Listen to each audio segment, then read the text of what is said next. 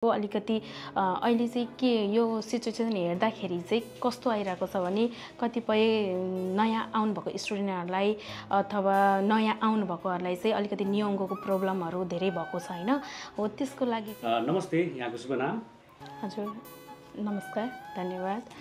मेरो नाम चाहिँ नेपाली लक्ष्मी नेपाली हो अब यहाँ चाहिँ के छ भन्दाखेरि धेरै मान्छेहरूले अहिले ग्यास अनि यसैगरी देङ्की हैन इलेक्ट्रिसिटीको बिल पनि धेरै आयो भाषाको समस्या भयो हैन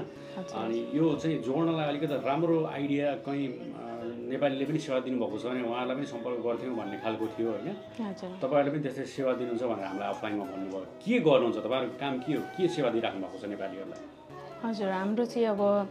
अहिले चाहिँ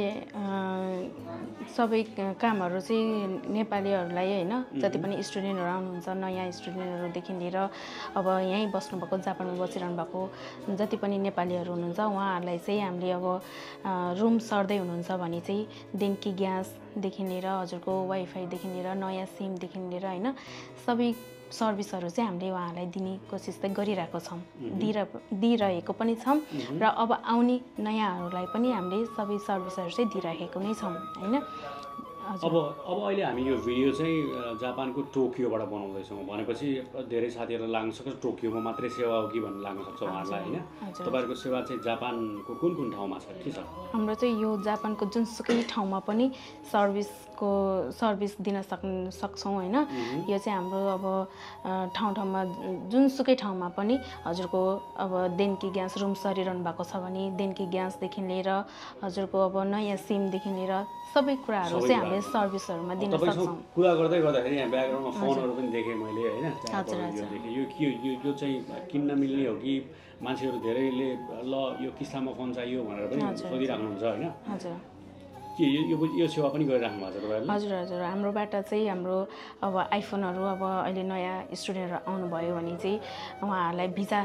धेरै भए पनि अब इन्स्टलमेन्टहरुमा निकाल्न पाइरहनु हुँदैन नि त हैन हो त्यस्तोहरुलाई चाहिँ सबैलाई चाहिँ हामीले चाहिँ जापानमा भइरहनु भएकोहरुलाई चाहिँ किस्ताहरुमा इन्स्टलमेन्टहरुमा मोबाइल निकाल्नदेखि लिएर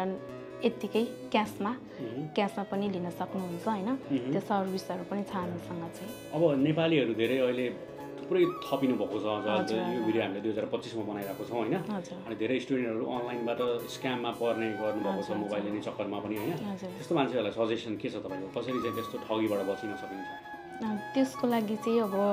कस्टमरहरु हैन अब ओकेको सामानहरु चाहिँ अब जति पनि नयाँ स्टुडेन्टहरु आउनुहुन्छ उहाँहरूलाई चाहिँ अब केही कुराहरु थाहा हुँदैन बुझिराख्नु भएको छैन हैन फु चाहिँ अब केमा बोलिराखेको छु कसरी बोलिराखेको छु हैन कसरी चाहिँ कन्ट्याक्टमा कोसँग कन्ट्याक्ट गरिरहेको छु भन्ने कुरा चाहिँ उहाँहरूले पनि बुझ्नुपर्ने हुन्छ हैन आउनुहुन्छ हैन स्टुडेन्ट लाइफ भनेको त अलिकति गाह्रो नै हो हैन अब सबै कुराहरू गर्नलाई बुझिराख्नुहुन्न जापानको सिस्टमहरू हैन रुल्सहरू त्यही भएर अब त्यस्तो केही प्रब्लमहरू उहाँहरूलाई केही भयो भने र हामीले चाहिँ सबै कुराहरू अब कसरी गर्ने के गर्ने रुलहरू भनेको सबै कुराहरू मान्नुपर्ने हुन्छ हैन त्यही भएको कारणले चाहिँ अब उहाँहरूलाई प्रब्लम नहुने तरिकाले जति सक्दो उहाँहरूलाई चाहिँ हेल्प गरिरहेको छौँ अहिलेसम्म चाहिँ हैन अब पनि गरिराख्ने नै छौँ र त्यस्तो कुनै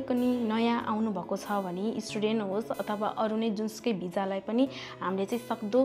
हेल्प गर्ने कोसिस गरिराखेको छौँ त्यही भएर जति सक्दो हामीसँग कन्ट्याक्ट गर्न सक्नुहुन्छ हस् महत्त्वपूर्ण कुराकानीको लागि धेरै धेरै धन्यवाद तपाईलाई पनि केही उहाँले भनेको सेवाहरू जुन दिइराख्नु भएको छ उहाँको कम्पनीले अल ओभर जापान उहाँको सेवा रहेको छ तपाईहरुले उहाँलाई सम्पर्क गर्नु होला भन्दै यो भिडियोबाट हामी बिदा हुन्छौँ तपाईलाई पनि धेरै धेरै धन्यवाद नमस्कार